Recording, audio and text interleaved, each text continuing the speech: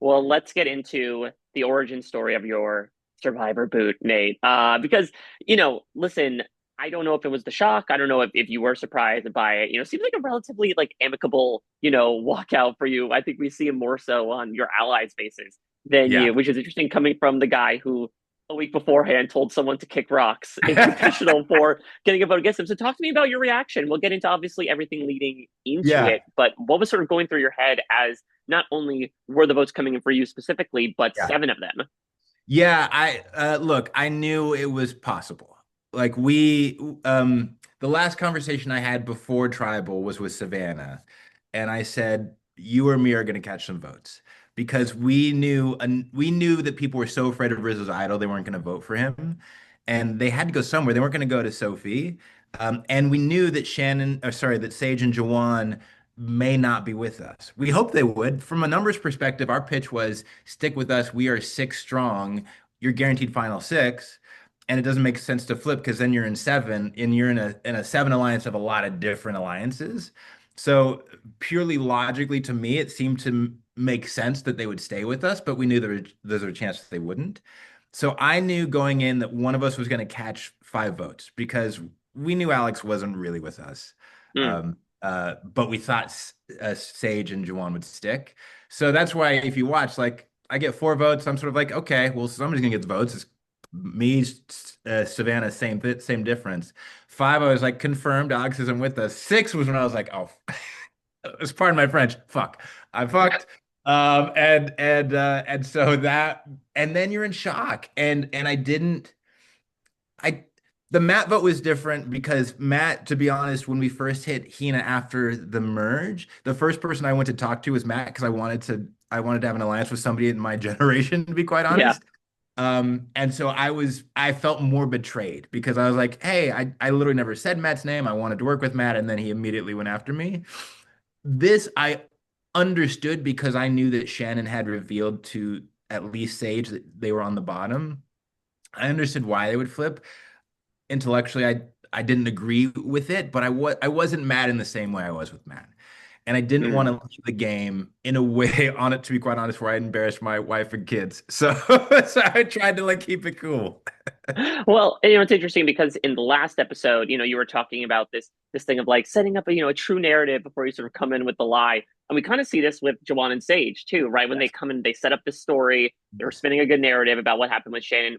Were you sort of leaving them at their word considering your own relationship with Shannon, or were you, to your point, still like something might be happening with Steven there?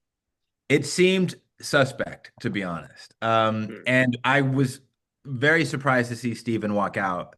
I thought Juwan or Steven would be in trouble because in my head, when before the initial split, we said whom because I truly wanted to get all of Uli into the merge, regardless of I certainly had my core four alliance, but I wanted to get Juwan and Sage into the merge if I could. A, I like them. B, from a numbers perspective, you have more options. So before we knew that at some point there was going to be a swap, we said, whomever goes, do whatever you can to get back together so we can be six again. I did not anticipate that Sage and Shannon would end up on opposing sides, right? Mm. And so I assume Sage and Shannon are going to vote together, and either they really like Steven from their time together, or they went back with Jawan. I did not anticipate that it would dissolve in the way it did. So then I was like, wait, something's up. And my experience with Shannon was not the same as theirs, meaning like Shannon was lovely. Like we got on, there was less woo-woo yoga stuff. Like Shannon's just a great person and I really liked her. So I didn't quite buy the Shannon went crazy narrative. Um, Certainly enough to pick Steven over her seemed like a big leap. Um, Mm. but you also can't be like, you're lying because I needed them. I needed them. Like I needed Sage and Juwan to also feel comfortable. And when we got back together, I did have a conversation with Sage, who I truly wanted to work with. And she said Shannon had told her that she was outside the four. And I tried to say, hey, yes, but now let's think about it differently. Because I also knew that Rizzo, Savannah, and Sophie were getting closer without me because we'd spent a Yeah. couple days apart. And I said, Sage, there's a chance I will need you and Jawan if we get down to it. So I was trying to keep that relationship alive. I just didn't do a good enough job, to be honest. Oh yeah, to that point, I want to hear a little bit about sort of your take on this core four, especially because, one of the reasons why Matt votes for you is because you are perceived as sort of this leader. Was that the sense that you got within this group? Was there someone you were particularly close with above the others?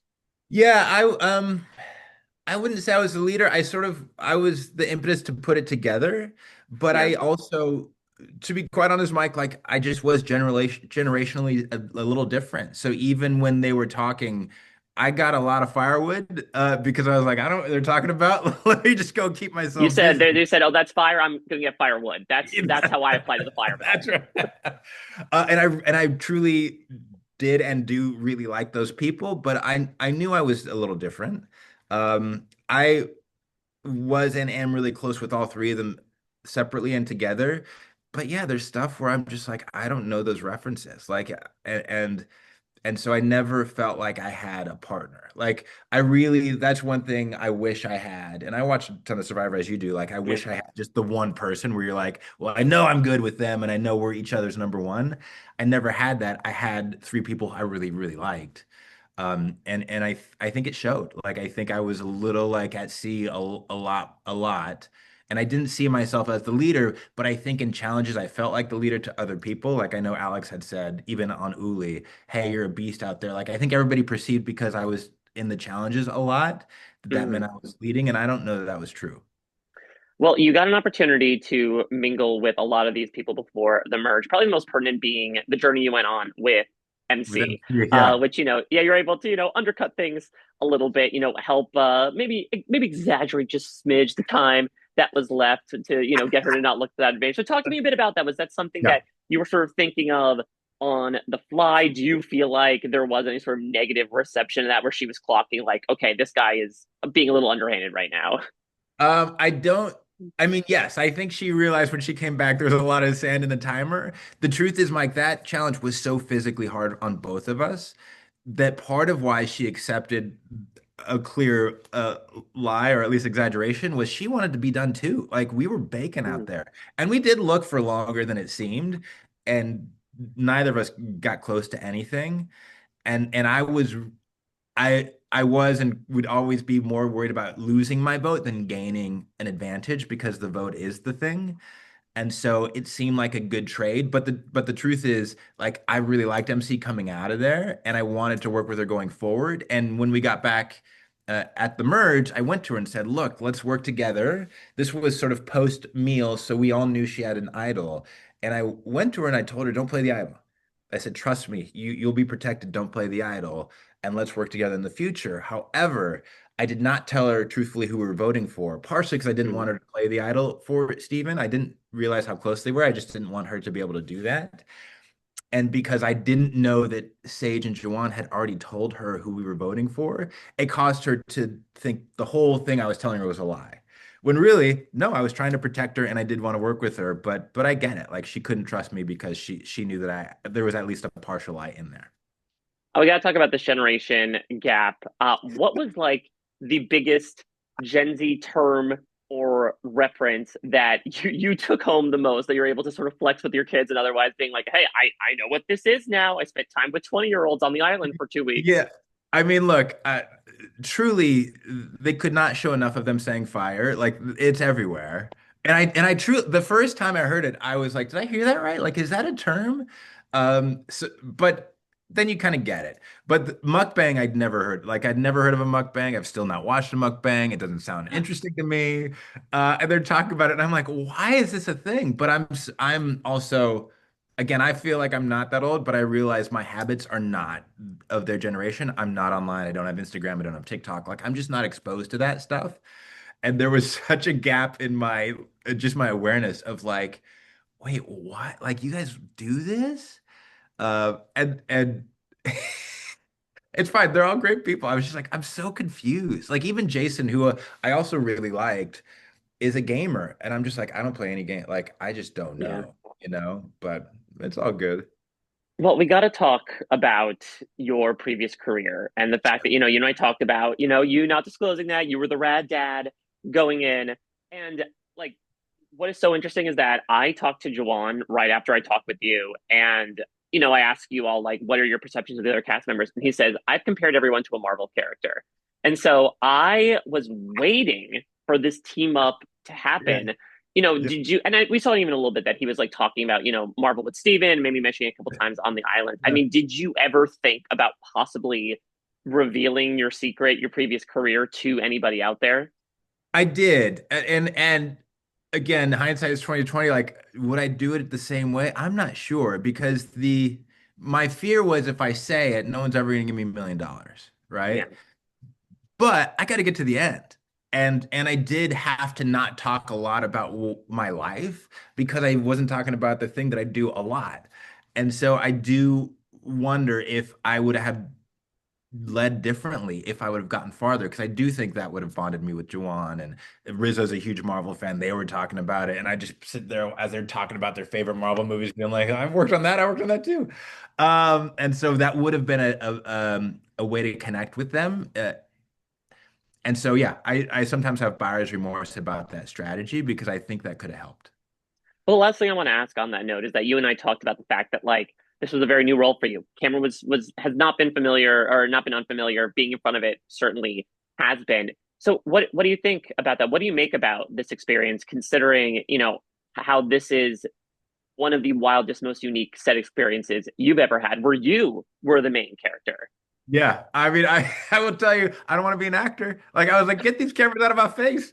Like I'm so used to being like, okay, let's go again. But not for me. Like I want to, and that is, I think, as a fan of the show, and you know it, but to feel it, being under a microscope 24 hours a day is hard. Like, and it does something to you psychologically. You do feel people ask, did I ever feel unsafe or and I was like, no, actually it's the reverse. You feel so kept because somebody's always watching you. And that is not something I would seek out again. Like that's almost one of the harder Mm, parts of the game is the lack of privacy or the lack of downtime where you're not being recorded. And so I have more of an appreciation for our poor actors when we're making them do multiple takes. I'm like, oh yeah, that is hard to go, oh, somebody's judging me through a lens right now. And yeah. that part of Survivor, I think is pretty interesting. Well, on that note, of course, you have people like a Mike White or even recently a Stephen Fishback being Yes. inspired by their experiences to create their own work. Do you have anything after leaving the island when you're like, story around this, be it a direct one for one or otherwise? I think less than direct one for one, but look, the 17 people I got to play with are so interesting as people. And in a way, again, as a fan of the show, I go 90 minutes, that's a long time. But in the show, you're like, oh, there's actually so much more. Like there's so many different colors and to these people and their personalities that I do think I will probably steal like personality quirks and types from them because they are interesting and they're good people from such a varied background. There's so much story you can derive from those characters. So I think that's what I will take away more than a plot, but a little bit of the character. I'm excited to see the mukbang superhero story coming That's in just a right. few years. Mukbang will return. That's right. That's right. Well, you know how much I adore talking with you, Nate. Seriously, I think that you have, again, such a great head and sense for the game, which would even came across in, your time on the island with just the level-headedness, and I think the fun, like think on your feet aspect that, of course, has made you, such a venerated producer on the island. Obviously, I wish that it was in better circumstances, but just to have you even out there was such a great time. And listen, for what it's worth, I was, in a setting last night where people were actively very sad and cheering you on Oh, as you were voted out. And so you made quite, even if you feel like you didn't want the cameras on you when they were, you made quite the impression, and it's incredibly understandable. I appreciate that, man. Thank you for saying that. That's cool. Of course, it's so great to see you again. All the best to the family, and I cannot wait to see and hear what happens with you next, Nate. Thank you so much again, man. Yeah, anytime. Take care, man. You too. Bye bye.